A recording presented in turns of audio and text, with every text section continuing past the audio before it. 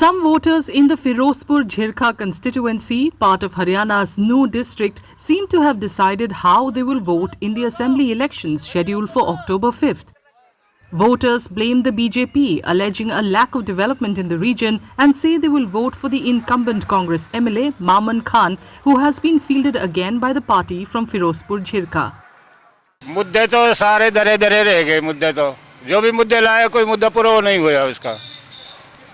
अब की बार कांग्रेस सरकार मामन खान यहाँ से जीत रहा है, ठीक है, पूरी बहुमत से आ रहा है।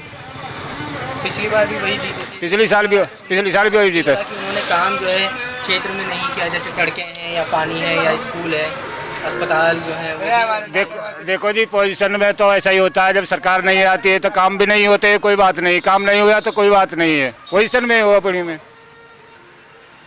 अपोजिशन में ऐसा ही होता है। अब क्या लग रहा है भाई अब की जब सरकार आएगी तो काम करेगा, बढ़िया काम करेगा। स्थानीय मुद्दे हैं हमारे यहाँ। डेवलप का काम यहाँ कोई ना हुआ। बीजेपी सरकार में 10 साल हो गए, एक भी वो ना लगा है। रोड सड़क सारे एजुकेशन सारी वही रखी हुई है।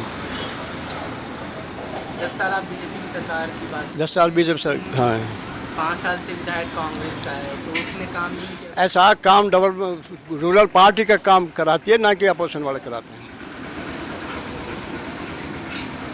क्या लग रहा है इस बार फिर से जो है हाँ, अब के इंशाल्लाह पूरी उम्मीद ममन की है। 90% 95% जीत रहा है। Others say they will vote for BJP candidate Naseem Ahmed and assert that the BJP will form the government again, even if in alliance with other parties. Bharat यही दिख रहा है कि जो सरकार बीजेपी बढ़े, मिलके बनेगी इनकी, इतना आंकड़ा दिख रहा है। Local issues dominate voters' concerns, who also say that the communal violence in Nuh last year is not an issue here. जो नूह मुद्दा है वो खत्म हो गया। भाईचारा हमारे 36 बिरादरों का भाईचारा है। हमारे सामने बेचारा सैनी साहब काम कर रहा है। किसी से भी आप पूछ सकते हो, सदियों पुराना हमारा भाईचारा, वो किसी से खत्म नहीं होगा। वो मुद्दा नहीं रह गया न वो हमारे यहाँ कोई मुद्दा ना है। मुद्दों भैया भाई विकास का ही मुद्दा है। ना बिजली है, ना पानी है, ना कोई और सुविधा है। कुछ सुविधा ना है यहाँ तो है। बीजेपी सरकार है, कुछ ना अपने मनमानी चल रही है। नसीम मुद्दा है कि वो अपने घर में सो रहे है, सारे कोई देखभाल वाला कोई है ही नहीं। मुद्दा तो बहुत कुछ है भाई। इन रोड की समस्या, पानी की समस्या, बिजली की समस्या, इन पढ़ने की समस्या, कॉलेज नहीं है, स्कूल हैं तो उनमें मास्टर नहीं आ रहे, सारी समस्याएं,